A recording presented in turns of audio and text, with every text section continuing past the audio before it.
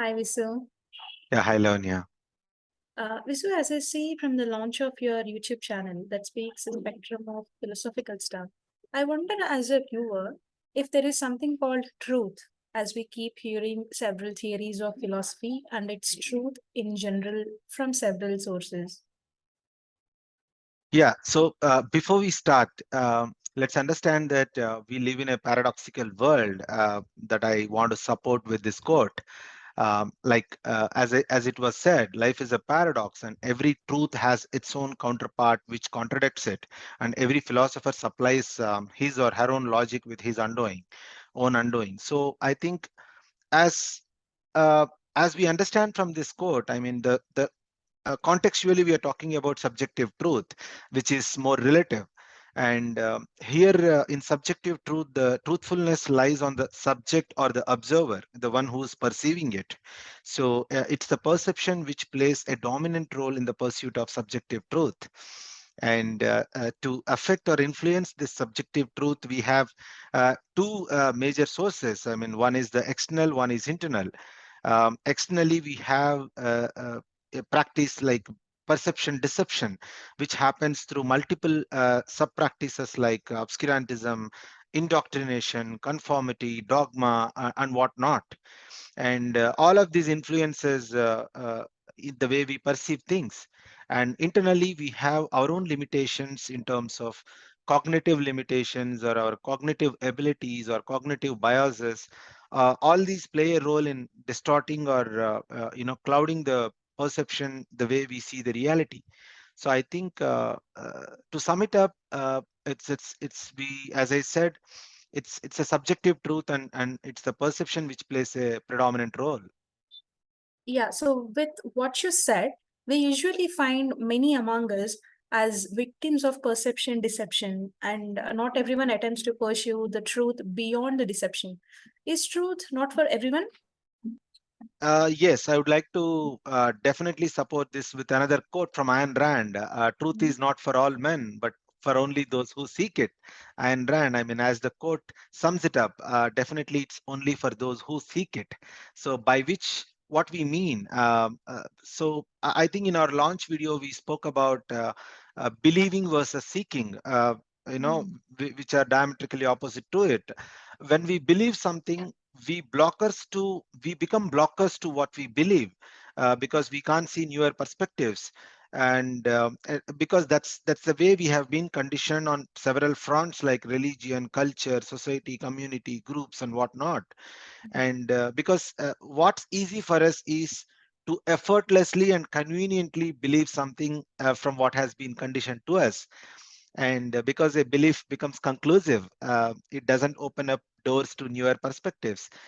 And but seeking doesn't have an endpoint. A seeker tries to evaluate and tries to understand for what it is. Here you don't have the need to believe.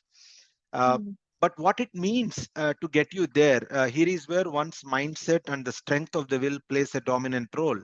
For somebody to get beyond overcoming one's own limitations, one's conditioning by the environment, to get beyond all of that, one should be intrinsically motivated at an integral level to pursue the truth. Oh, yeah. So, well, is the process of seeking independent to all of us, as you call it, relative? Is there no one truth or absolute truth kind of? Uh, I mean, of course, we talked about it. I mean, definitely there is no absolute truth. It's relative, which again, as Nisha puts it, you have your way, I have my way, and as far as the right way and the correct way and the only way, it doesn't exist. So we need to understand that the pursuit for truth should be carried out independently by all of us. It's like breathing, something which others cannot do for us. So we Yeah. are on our own in this journey. Yeah. So, if it is independent to one, what's the yardstick on which one can make sense of his or her quest for truth in the journey? Yeah, definitely. I think relevance is the key here. I would like to just elaborate what relevancy is, like, which is again further supported by this quote. The pursuit of that truth which is important, which helps one in reaching the goal, provided you have one. The point here is that, for example, we consume food. Unless the food becomes integral part of our institution, it doesn't go along with our biological system. Same is the way whatever you consume in your pursuit for truth, when you consume knowledge, whatever you consume, it should make sense to you. Unless it makes sense to you, you cannot, you wouldn't find it meaningful in your journey. So I think, to sum it up, relevance is the key here. Oh, yeah. So this all makes sense now. So, as we seek, do we ever find the truth? Is there an end to this pursuit or the quest? Uh, Definitely, there is no end point. The reason, Mhm. because, for example, everything changes with times and relevance. Um, what is static has no life in it, and what is Okay. static has no essence in it. Uh, Life is there in mobility. What dynamically changes, what dynamically moves, that's where life is, that's where essence is, and so is the pursuit of truth. It's perennial. And let's recall these lines from Chidu Krishnamurti, the renowned philosopher, who says truth is more in the process than the result. So it's the journey which makes sense, and not the Mhm. actual, not the end destination.